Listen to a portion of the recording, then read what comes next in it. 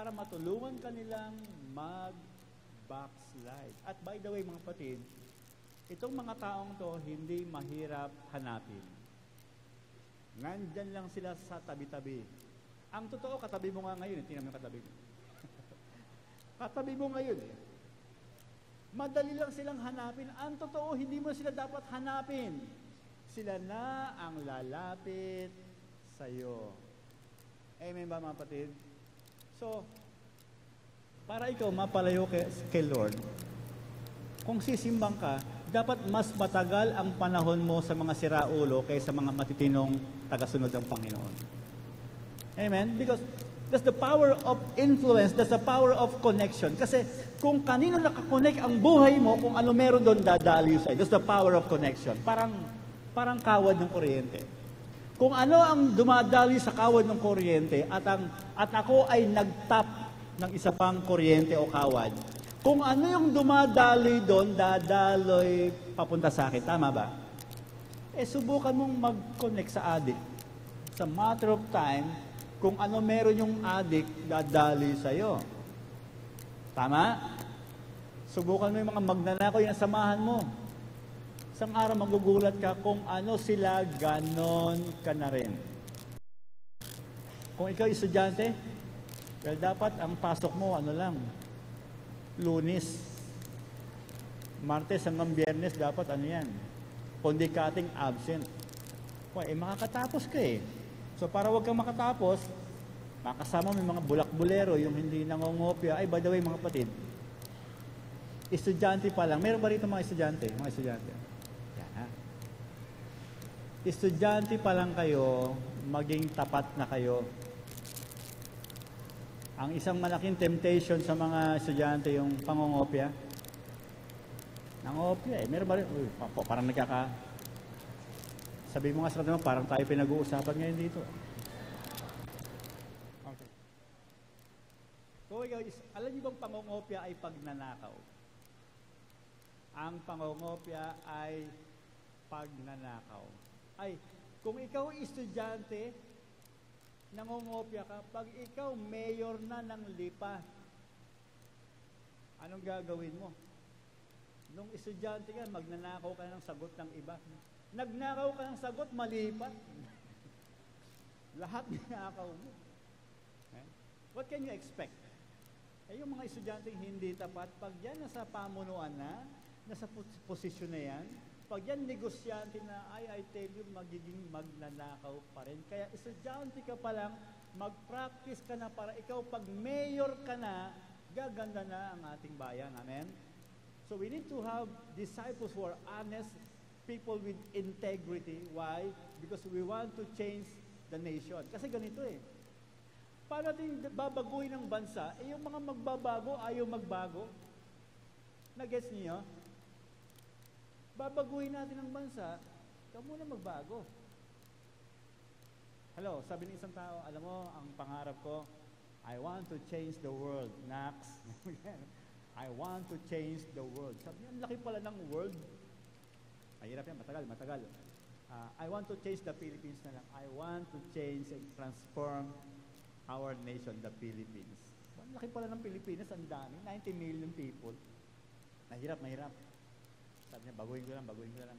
I want to change Luzon. Wow. Carry na yan. Hindi pa rin, ang laki pa rin ng Luzon. Ang laki ng Luzon. Batangas na lang. Ang laki rin pala ng Batangas. Ang hirap, yung mayor niya, yung governor, hindi mabago yung Batangas.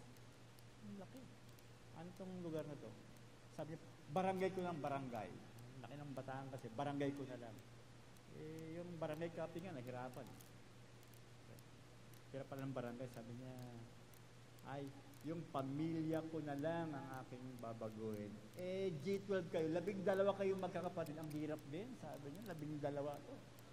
Mga 12 pasaway. Sabi niya, baguhin ko na lang kaya sarili ko. tumatanda eh. Sabi niya, siguro kung bata pa ako, binago ko agad yung sarili ko, siguro nabago ko yung pamilya ko. At nung binago ko yung aking pamilya, baka nabago ko yung barangay namin. At nung nabago yung aming barangay, nabago yung dalawigan namin, yung Batangas. on and on and on. Yung gusto mong mangyari sa iba, ikaw muna magpakita. Lahat ng pagbabago nagsisimula sa atin. Sabi nga ni Pastor Oriel, yung ginawa ba ng mga lolo mo, tutuloy mo pa? O sabi mo, ako ang bagong simula. Amen. Sabihin mo nga sa tabi mo, magsimula na tayo. O, isa pa, sabihin mo sa tabi mo, magbago na tayo. Hang around bad influences. Sabihin mo kung sino ang kasama mo, sasabihin ko sa iyo kung sino ka. Pang-apat, ito, matindi ka na nga, no? Wala ka ng devotion, okay? Gumagawa ka ng kalokohan, tapos isisisi mo kay Lord yung resulta, tapos sinamahan mo mga siraulo, mga pasaway. Sa church ka pa rin? Hindi mo? Paano ka nakakatagal? Number one lang, yung iba wala na, bagsak na. Ikaw, nandyan ka pa rin, ang kapal mo. O ito, subukan mo, number 4.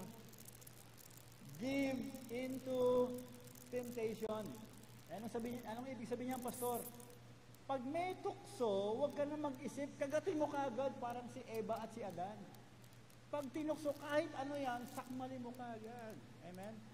Pag mayroong pagkakataong mangupit, kupitin mo kagad. Huwag ka na magpupray kasi mapipigilan lang yung balak. O may tukso, magandang babae, hinahamon ka, kagat-kagad, salpakin mo kagad. Huwag ka na mag-isip, huwag ka na mag-pray. Tsaka huwag mo ipaalam sa cell group leader mo kasi tutulungan ka niya, hindi matutuloy.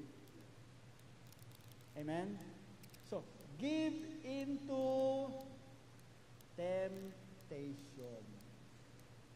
Nangyari sa akin yun eh. Alam nyo, isa sa pinakamatinding temptation sa ating panahon ngayon ay sexual temptation. Sexual temptation. Ang matindi sa sexual temptation ay ito. Ito yung kapag ginagawa mo, walang nakakita. Di ba? Subukan mo mag-inom. Sa kalsada lang kayo, inom kayo. Hindi ka nahihiya eh. Ginagawa mong kasalanan publicly. Di ba? Magsugal ka, baraha, gano'n. Sugarol kasi, kahit saan. Ito yung kasalanan pag ginagawa mo is so private, you do it silently, you do it secretly, at ang epekto, slowly, it will destroy your life. Ito yung kasalanan pag ginagawa, itinatago. That's why it's so subtle. Yung subtle, mapanlin lang. Ginagawa mo ito nang walang nakakaalam. Alam niyo ba na ang isang kaparaan ng demonyo ay, the word is secrecy. Yung pagiging malihim. Yung bang marami ka ng ginagawang kasalanan, walang nakakaalam. Yun ang gustong-gusto ng demonyo. Because the moment you become transparent and accountable to your leader, that's the time they will restore you. You will be forewarned. Bababalaan ka, pipigilan ka. Kaya dapat pag gumagawa ka ng kasalanan, malinis, walang nakakaalam. Yung bang 10 taong ka ng 10 beses ka nang nag-abort, dalaga ka pa rin, walang nakakaalam. Secrecy. Yan ang isa sa pinakamatinding sandata ng demonyo. Why? Kasi pag meron kang lihim na kasalanan, tanong, sino ang sisita sa'yo? Sino ang tutulong sa'yo? Sino ang magsusuport sa'yo? Sinong aalalay sa'yo? Kasi wala silang alam. But the moment you expose, the moment you become accountable, the moment you are repentant about your sin, that's the moment that the Lord will restore you. Amen ba? Sa mga kapatid, pag may ginagawa ka, lihim mo lang, gandahan mo yung pagtatago, ganyan. Yung bang meron kaming kapitbahay eh. Pag umaga, estudyante to, pag umaga, umaalis eh, naliligo, nagbibis ng uniforme, humihingi ng baon sa nanay. Pumapasok, umuwi naman. Hindi. After a year, walang card. Ano pa rin? Umaalis, may baon, naka-uniforme, hindi pa nag-aaral, 1 taon. Nag-enroll, hindi nag-graduate. Why? Again, the power of secrecy. Yung pagiging malihim. Alam niyo sa Bible, Isa sa foothold ng demonyo ay yung pagiging lihim. Maraming tao sa Biblia nagpatuloy lumalim ang kasalanan because of they done it secretly. That's why ito ang gawain ng propeta, to condemn, to expose. And that's why hindi ma-restore ang isang bagay pag hindi na-expose. Sabi rito sa James 1:14-15, but each one is tempted when by his own evil desire he is dragged away and enticed.